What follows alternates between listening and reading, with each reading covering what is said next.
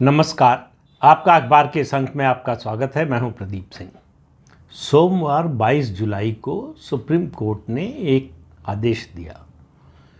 कांवड़ मार्ग पर जहां से कांवड़िया गुजरते हैं, उत्तर प्रदेश, उत्तराखंड और मध्य प्रदेश, इन तीनों सरकारों ने शुरुआत की। उत्तर प्रदेश के मुख्यमंत्री योगी आदित्यनाथ की सरकार ने एक आदेश जारी किया और कहा कि उस मार्ग पर पड़ने वाले जितने खाने पीने के स्थान हैं, फल या दूसरे सामान बेचने वाले हैं, उनको अपना नाम और अपने कर्मचारियों का नाम प्रदर्शित करना पड़ेगा, उनकी नेम प्लेट लगानी पड़ेगी। इसको लेकर बड़ा बवाल हो गया। अब देखिए, अपने देश में हिंदुओं के लिए कुछ भी किया जाए, उसको सीधे सीधे बताने की कोशिश होती है कि ये हिंदुओं के लिए नहीं, ये मुसलमानों के खिलाफ है।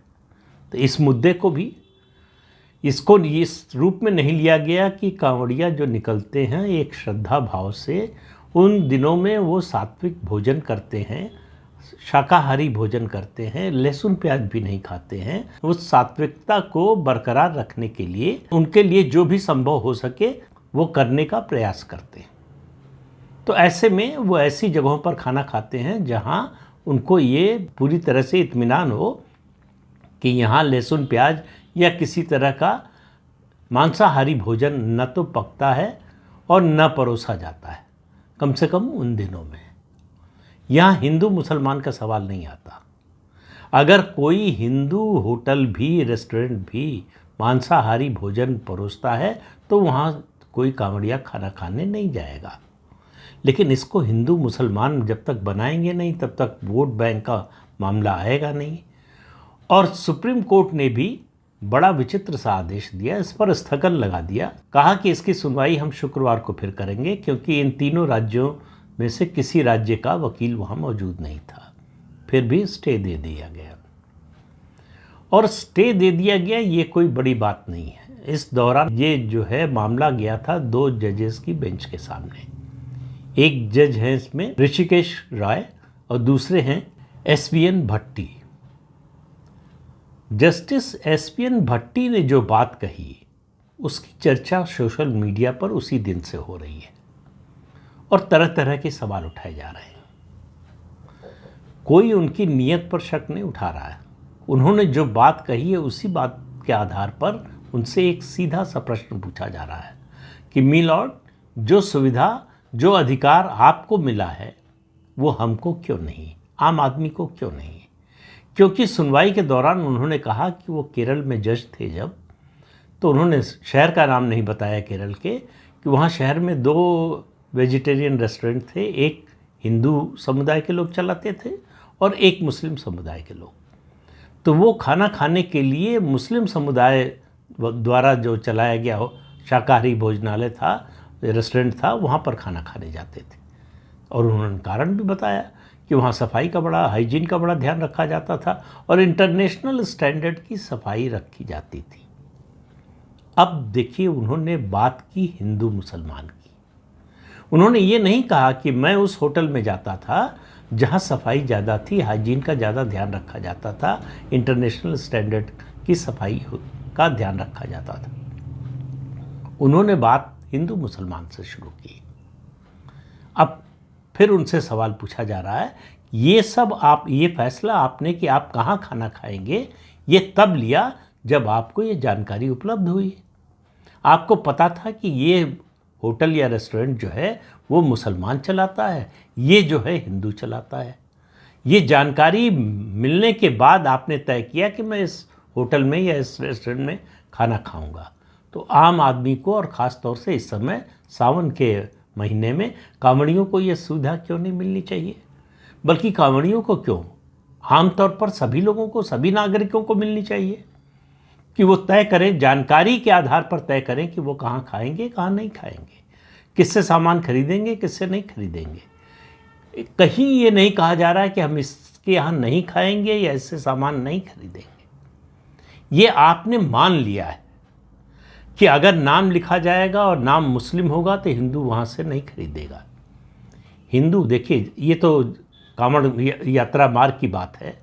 हिंदू जहाँ रहता है, आस पड़ोस में जितनी दुकानें हैं उनमें अगर उन दुकानों में से किसी को या बहुत सी को मुसलमान चलाता है तो वो ये सोचकर नहीं जाता कि यहाँ ये दुकान का मालिक मुसलमान है या हिंदू है, वो देखता है सामान कहाँ अच्छा मिल रहा है। लेकिन आप कह रहे हैं कि हिंदू इस बात से तय करता है कि वहाँ उस दुकान का मालिक या रेस्टोरेंट का मालिक हिंदू है या मुसलमान है, उसके आधार पर तय करता है कि वहाँ खाना खाएगा कि नहीं और वहाँ से सामान खरीदेगा कि नहीं। ये एक तरह का बायस आपके मन में पहले से है हिंदुओं के प्रति। अब सवाल ये है कि मिलॉर्ड ने ऐसे भी होटल और रेस्टोरेंट देखे होंगे जहाँ बड़े बड़े अक्षरों में लिखा होता है कि यहाँ हलाल मीट मिलता है। हलाल मीट आपको पता होगा, हलाल मीट जो है वो ऐसा मीट होता है जिसको शरिया के मुताबिक जो है बनाया जाता है, यानी बकरे को शरिया के मुताबिक काटा जाता है। तो सवाल ये है कि इस देश में मेजॉरिटी तो हिंदुओं की है और नॉनवेज खाने वालों की भी मेजॉरिटी हिंदुओं की है। फिर हिंदुओं को शरिया के मुताबिक जो मीट तैयार हुआ है वो खाने के लिए बाध्य क्यों किया जाता है? अब यहाँ फंडामेंटल राइट नहीं आता है क्या? तमाम हिंदू कसाई व्यापार से बाहर हो गए। कोई हिंदू अगर झटका मीट खाना चाहे तो उसको किसी शहर में खोजना ऐसा रेस्टोरेंट बड़ा मुश्किल हो जाएगा जहाँ झटका मीट मिलता हो। तो ये हिंदुओं के साथ भेदभाव नहीं है। क्या हिंदुओं को ये अधिकार नहीं है कि वो अपनी धार्मिक मान्यताओं के अनुसार जो वो खाना चाहते हैं वो खाएं? अगर मुसलमानों को ये अधिकार है तो हिंदुओं को क्यों नहीं? और वहाँ क्यों मिलॉर्ड को एतराज़ नहीं होता कि ये डिस्प्ले किया जाता है कि यहाँ हलाल मीट मिलता है? वो तो कोई सरकारी आदेश के तहत होता नहीं है। किसी सरकार ने आदेश नहीं जारी किया कि लिखना कंपलसरी है कि यहाँ हलाल मीट मिलता है कि झटका मीट मिलता है। और इस बात का जिक्र जस्टिस भट्टी ने ही किया कि मुसलमान जो है हलाल मीट खाना पसंद करता है, लेकिन उन्होंने इस बात का कोई जिक्र नहीं किया कि हिंदू कैसा मीट खाना पसंद करता है। ये देखिए, बात इसकी नहीं है कि इस सरकार ने आदेश क्या जारी किया, कौन कहाँ जाता है, कहाँ खाता है, नहीं खाता है। सवाल सब कुछ मिलाकर मानसिकता का है और वो मानसिकता है हिंदू विरोधी। ये जो धर्मनिरपेक्षता के नाम पर हिंदू विरोध का माहौल बनाया गया है पिछले 7-8 दशकों में, वो हमारी सर्वोच्च अदालत तक पहुंच गया है। अब मिलॉर्ड को ये भी सोचना चाहिए कि आखिर हिंदू उनके इस अंतरिम आदेश को भी क्यों हिंदू विरोधी मान रहे हैं।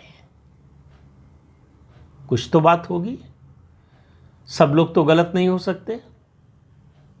ये सवाल हिंदुओं के मन में अगर बैठता जा रहा है, ये हिंदुओं में ये धारणा अगर बनती जा रही है कि हमारी न्याय व्यवस्था जो है हमारे धर्म के खिलाफ है, तो उसका क्या नतीजा होगा। हालांकि ये अलग बात है कि इसी अंतरिम आदेश में एक गुंजाइश भी छोड़ी है न्यायालय ने कि अगर ये तीनों सरकारें चाहें तो कानून बनाकर इसे लागू कर सकती हैं। उन्होंने कहा कि अगर ये आदेश जो है कानून में संशोधन करके FSSAI यानी food security and safety act of India जो है उसके तहत कानून बनाकर इस तरह का निर्देश दिया जाए तो उसको हम नहीं रोक पाएंगे। तो एक तरह से इशारा है शायद राज्य सरकारों को कि अगर आप इस आदेश को लागू कराना चाहते हैं तो इसके जरिए आइए, कानून में बदलाव कीजिए। अब अभिषेक मनु सिंघवी ने कहा कि कानून का समर्थन साथ न होने के कारण ये संविधान के अनुच्छेद 14, 15, 1 और 17 का उल्लंघन है। मेरा तो सिर्फ एक छोटा सा सवाल है कि ये संविधान के सारे अनुच्छेद, ये सारे फंडामेंटल राइट, ये तभी क्यों याद आते हैं जब हिंदुओं के खिलाफ कोई फैसला कराना होता है या हिंदुओं के खिलाफ कोई आदेश देना होता है। एक बड़ी सीधी सी बात है, कांवड़ यात्रा एक सात्विक यात्रा है, एक जो है आध्यात्मिक धार्मिक यात्रा है। शुद्ध मन से लोग जाते हैं।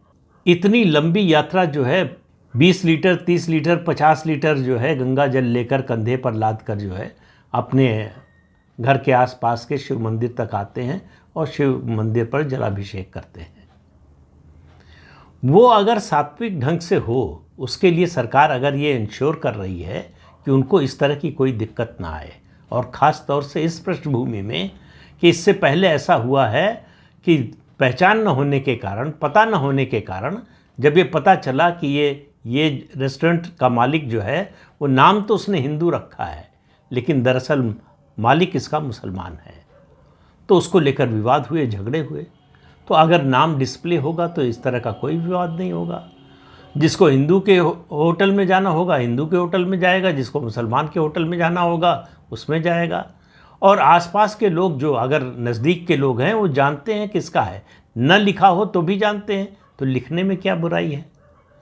नाम बताने से इतना परहेज क्यों? नाम बताने से क्या समस्या है? किसी हिंदू संस्था संगठन ने ये नहीं कहा कि, कोई अपील नहीं की कि मुसलमानों के रेस्टोरेंट का कांवड़ यात्रा में या उनके दुकानों के सामान का बहिष्कार करें, ऐसी कोई अपील नहीं की गई है। लेकिन इसको इस रूप में दिखाने की कोशिश की जा रही है और उससे बड़ा षड्यंत्र है कि इसमें जाति को घुसाने की कोशिश की जा रही है। और अभिषेक मनु सिंघवी ने इसकी कोशिश की है कि अगर नाम लिखा जाएगा और वो रेस्टोरेंट अगर दलित का होगा तो उसमें सवर्ण हिंदू नहीं जाएगा। ये बात आपने आज तक कहीं नहीं सुनी होगी, न देखा होगा। कांवड़ यात्रा में जो लोग चलते हैं, कांवड़ शिविरों में जो लोग रुकते हैं, उनमें से किसी को नहीं मालूम होता कि किसकी क्या जाति है। करोड़ों की संख्या में लोग कुंभ में आते हैं गंगा स्नान करने के लिए, संगम में स्नान करने के लिए। उनके बगल में जो डुबकी लगा रहा है उसकी जाति क्या है ये न कोई पूछता है न कोई जानता है। लेकिन लगातार ये काम अंग्रेज़ों ने शुरू किया था और कांग्रेस पार्टी और उसके सहयोगी दल इस अभियान को जारी रखे हुए हैं कि हिंदुओं को जाति में बांटते रहो। अगर वो जुड़ने की कोशिश करें, जाति की जो उनकी अस्मिता है वो अगर कमज़ोर पड़ने लगे तो उसको फिर से जीवित करो, ताकतवर बनाओ। क्योंकि जब तक हिंदुओं को जाति में नहीं बांटोगे तब तक हिंदू धर्म को कमज़ोर नहीं कर पाओगे। तो हिंदू धर्म को कमज़ोर करने का ये श्योर शॉर्ट फार्मूला है कि हिंदू धर्म के मानने वालों को जातियों में बांटो, उनको धर्म के बारे में मत सोचने दो। उनसे दिन रात ये कहो कि तुम अपनी जाति के बारे में सोचो, किस जाति के हो। तो कभी अगड़ा पिछड़ा, तो कभी दलित बैकवर्ड, कभी कुछ, किसी न किसी नाम पर जो है वो जाति को लेकर आने की कोशिश होती है। अब देखना है शुक्रवार को सुप्रीम कोर्ट किस तरह का फैसला करता है, क्या फैसला करता है और तीनों राज्य सरकारें किस तरह से अपना पक्ष रखती हैं।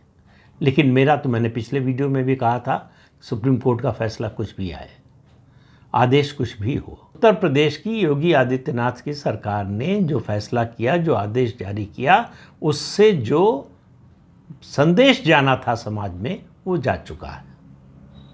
अब किसी फैसले से इसमें कोई परिवर्तन नहीं होने वाला है। पक्ष में आए फैसला, विरोध में आए फैसला, लोगों की आंखें और खुलेंगी अगर विरोध में आता है फैसला। पक्ष में फैसला आएगा तो सुप्रीम कोर्ट के प्रति जो विश्वास है वो बना रहेगा। विरोध में आएगा तो चाहे वो कानूनी आधार पर हो, संवैधानिक आधार पर हो, उसके तर्क दिए जा सकते हैं। मुझे संविधान और कानून की जानकारी नहीं है, उसके आधार पर फैसला आ सकता है कुछ। लेकिन हिंदू समाज उसको उसी रूप में स्वीकार करेगा इसकी कोई गारंटी नहीं है। और ख़ास तौर से जिस तरह की टिप्पणियां की गई हैं इस मामले की सुनवाई के दौरान, उससे हिंदू समाज का मन और खिन्न हुआ है। अब देखना है कि शुक्रवार को ही फैसला आ जाता है या एक दो सुनवाई के बाद आता है। तो इस अंक में इतना ही। अगले अंक में फिर मिलेंगे किसी नए मुद्दे के साथ। तब तक के लिए अनुमति दीजिए। आपसे अनुरोध है कि चैनल देखिए, शेयर कीजिए, लाइक कीजिए और सब्सक्राइब जरूर कीजिए। नमस्कार।